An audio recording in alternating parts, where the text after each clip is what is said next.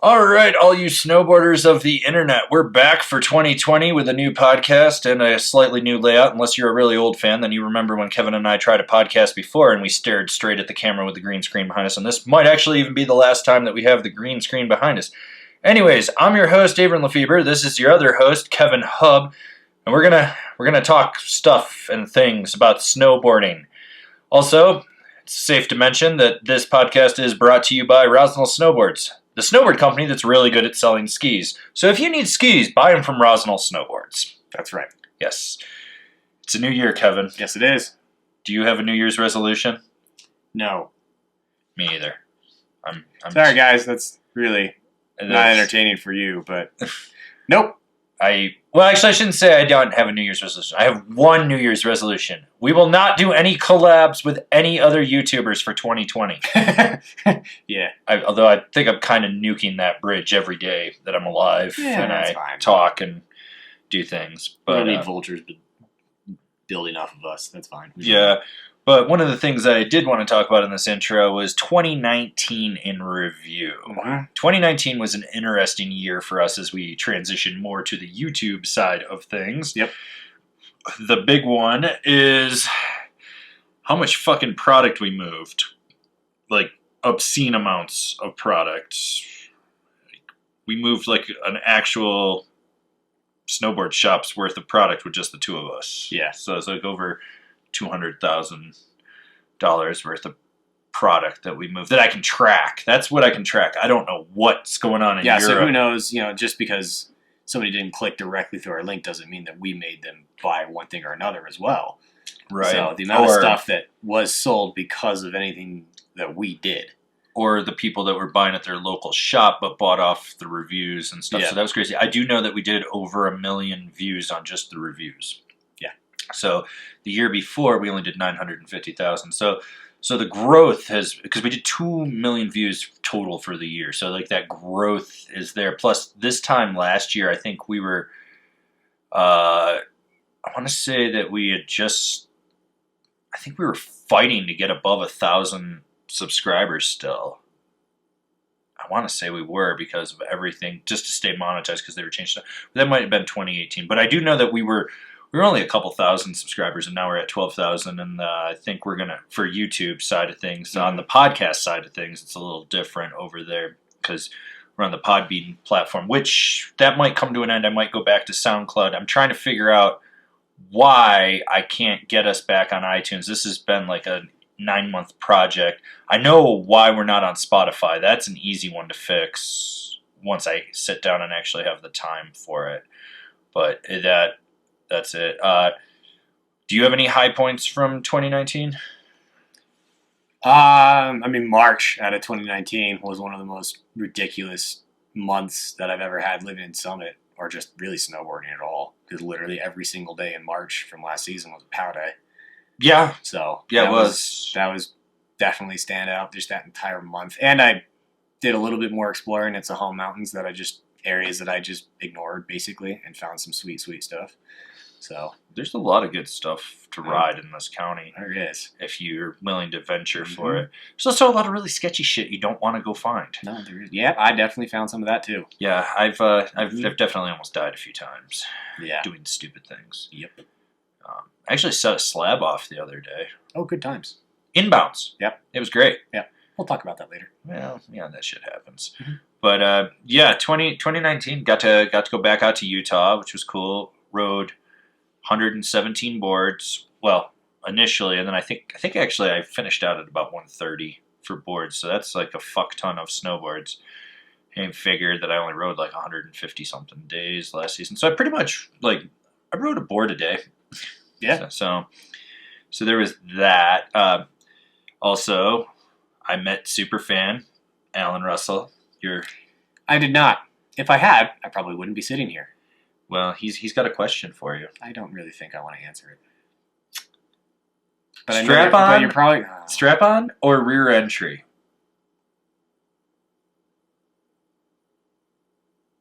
POW surf. Now answer the question for bindings. POW surf. I'm not answering this. None of the above. He loves you. You know that, I right? know. He wants to cuddle you till you die.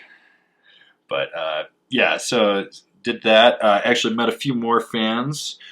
Had some really awkward interactions with fans in 2019. Like, seriously, if I'm fucking at a restaurant and I'm eating, do not come over and just try to patronize me or try to start an engage. I'm trying to fucking eat. That's like the rudest thing. I think it's like one of the most uncouth things you could ever do. Yeah. Like, I'm eating. I've got food in my mouth. Like, if you see me at happy hour, assume I'm there because my blood sugar's low and I'm between fucking doing live streams.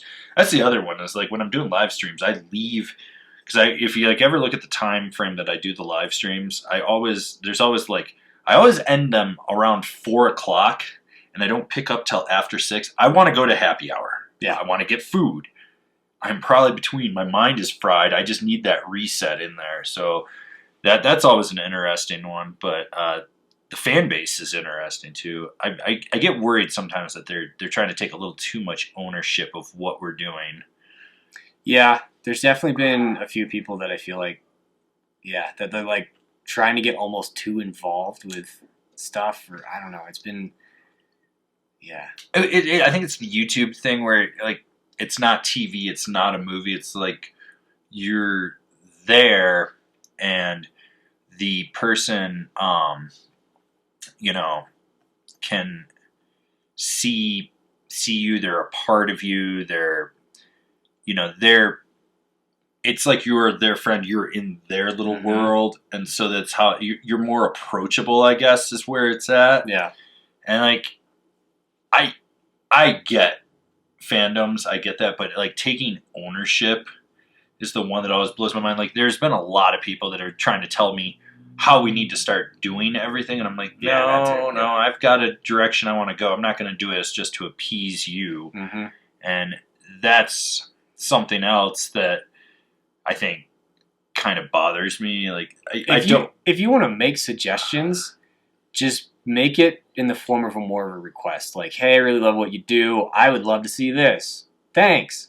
Well, don't tell us like you should do it this way, like that. Or no. Yeah, well, if you want to say like I would really love to see this, like that's fine. We'll take that kind of feedback, and maybe we'll listen to it. Maybe we won't, but we do have a plan for things. It's not like we're just go week to week and go, well, I don't know. Yeah, actually, we actually think about this stuff. Actually, we're gonna start what I call phase 2 of Angry on YouTube, and I'm gonna overhaul Angry VIP, and so people are gonna see that. I've been working on. I'm actually scripting that one because that one is a little more involved, but there's projects lined up to do things and whatnot.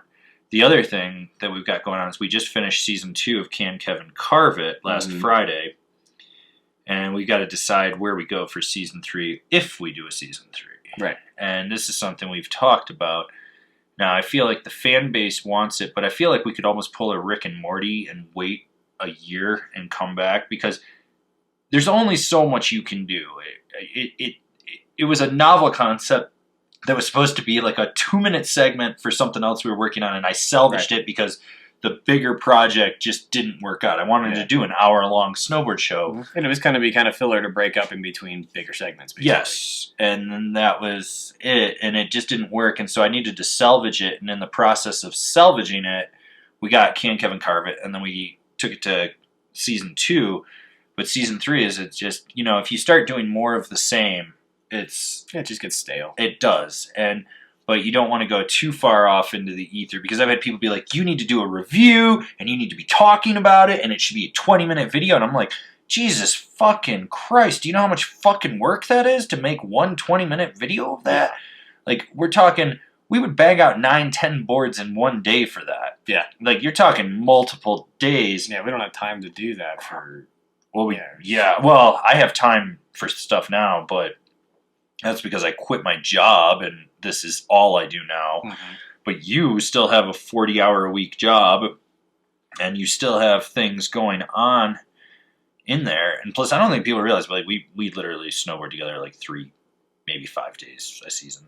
Yep, that's kind of it. Like, you and I aren't even on the same passes this year. Like, I didn't even get you one.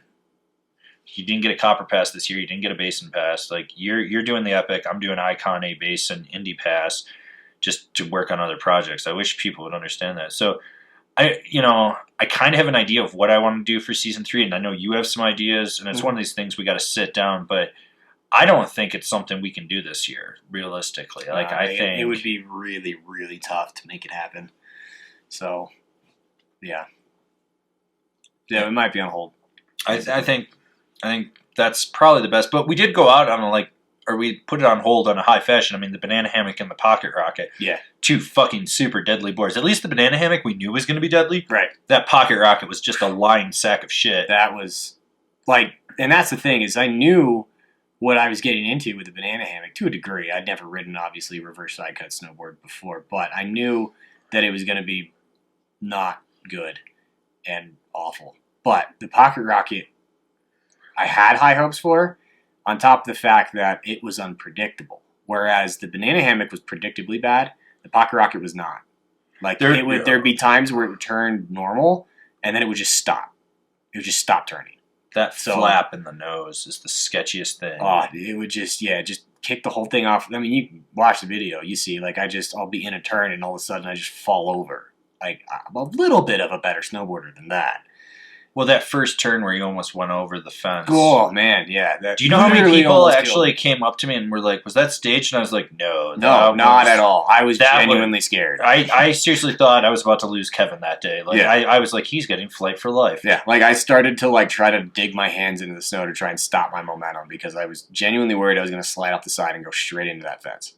Now, you would have gone over the fence and into the rock field. Yeah. And that would have been, that's where, really the fence, because I've hit those, I went through one of those fences 10 years ago, 15 years ago up at the basin. They're resilient, but they're not as strong as you think.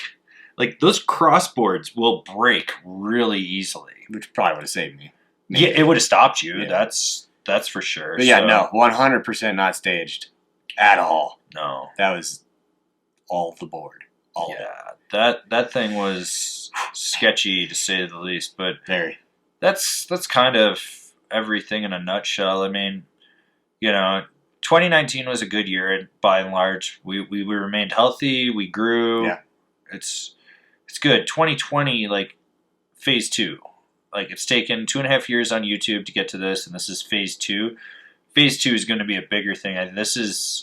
We're at a point now where we can possibly bring on some more people down the road this year. I was hoping this year that I could have a review team to help me where I could break everything up and be like, you get 25 boards, you get 25 boards, you get 25 boards, but that's just not going to happen. So the goal is this year to kind of nest egg to pay those guys down the road and go into the fall. So it would be the 2021 season going into that, being able to pick up some people and whatnot. The other thing is, I know some people are looking forward to this. They want to see us do the 2021 product preview podcast because we did the 2020 product preview podcast, which was almost 4 hours. It was very long. It was very long. We're going to change things around this year. It's something to kind of help right the ship in snowboarding. For us, we feel that if we start talking about next year's stuff, everyone's steam and momentum for even getting discounts on stuff, even though it'll just be a graphic change on a lot of things. Mm-hmm. Might be a few core changes and stuff, but there's a lot of great stuff out there. It'll affect the buying habits as well as it just tapers off so much faster. So we're going to push back the 2021 product preview podcast. You'll get it. And we're going to spend a little more time on it this year, really kind of go a little more in depth, I think. And it'll probably happen. We'll probably actually record it after we've written a bunch of stuff. Yeah, we'll be able to speak on it a little bit more instead of just being like, yeah, this is new and we have no idea what it is. If there's something that's crazy new, by then we may have had a chance to actually ride it. Yeah. So we'll be able to talk on it a little bit more. It won't be reviews, obviously. It's just kind of a doing right by the industry situation. We're at a point now where we have enough influence that we can start affecting the business everywhere. Yeah, and we're not trying to mess anything up for anybody. No, and I think it just makes more sense in the long run to actually push this stuff back, and that way you drop it right before the Southern Hemisphere season because they'll have the stuff. Right. Those guys will go in, and believe me, Australia needs something to hype them up. Yeah, they do. And so you do that, you'll hype them up. You guys will get it up here in North America and the Northern Hemisphere, you guys in Europe and Japan and everything. You guys will get it. They'll do it. And if you really want to go out and search that stuff, you can check out Easy Lounging has a whole thread on it. Zuzupo will have the catalogs up. There'll be stuff on Issue as well. Mhm. You'll start seeing that. I know the guys over at Anarchy are going to SIA Outdoor Retailer. They'll have their product preview stuff as well. That's fine. Like, it's not going to affect us in the slightest by pushing this back because we're going to go a little more in depth. Yeah, we will go in more in depth than really anybody as far as not just reading the catalog, basically. So, all the other media entities that go and do previews, they pick select product, basically. They pick what's going to be marketed heavy, and they tell you about it. Where we're going to go through basically the whole catalog and let you know what's going on. So, we're going to wait and do that until May-ish. Yeah, April, May, somewhere around there. And it might be something that we actually record way ahead of time, but we won't drop it till then. But if you do ask me questions about stuff in live streams or Kevin in the chat, because he usually tunes in to be moderator on the chat side of things in any of the live streams that we do, I'll answer your questions as best I can to that, because I've had a lot of people asking me about the Jones Stratus, things like that. The other thing for 2020, I'm trying to do weekly live streams instead of doing these weird 7-hour live stream events on holidays, which, don't get me wrong, those are great. They're just mentally fucking draining. But last Friday I did one for 2 hours and 40-something minutes of live streaming, and that seemed to go over well. So, I mean, you guys out there listening to this, watching it on YouTube, wherever you're consuming this, if you want us to do more live streams, just leave a comment, tell us to do it. Ideally, I think one a week right now while the season's going on. Typically, I do I think Fridays are pretty solid, but if you guys think a better day, leave me comments, do that. We'll figure it out. I think in the summer, we might actually up it to 2 a week or something when we have more time, and Kevin will actually be able to come by and we'll be able to do stuff. So that's kind of another thing that I think we need to just really grow, because that, I remember the first time I ever did a live stream, I think we had 28.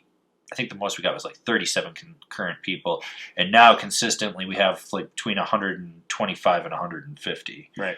And I'd like to see that get up to 400 or 500. People are seeming to like it. You guys are seeming to showing that it's something that you guys appreciate. So yeah. Plus, every now and then you get to witness me have an epic meltdown and go on a fucking 25-minute rant about other YouTubers and shitty Amazon goggles. So yeah, there's that. All right. Well, you want to dive into this podcast? Let's do it.